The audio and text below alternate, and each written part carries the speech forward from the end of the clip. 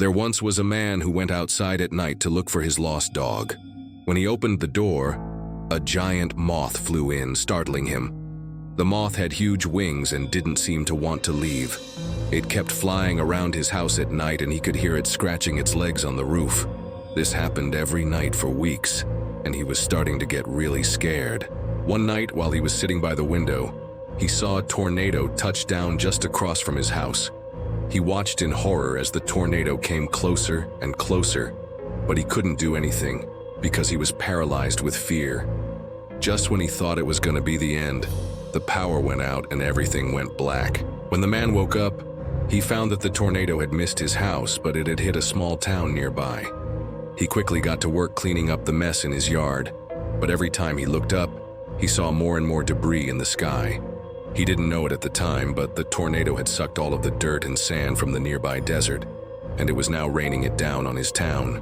He tried to warn the people in his neighborhood, but no one believed him. They thought he was just making stuff up because he had nothing better to do. But the man knew that something was wrong. He could feel it in his bones. That night, he heard the sound of the moth again scratching on his roof. He wasn't scared anymore. Instead, he was angry. He grabbed a broom and went onto his roof to get rid of it.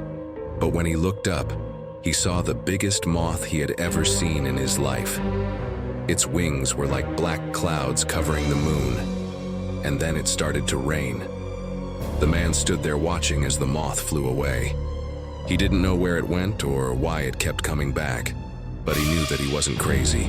He had seen enough to know that something strange was going on. From that day forward, he never went outside at night again.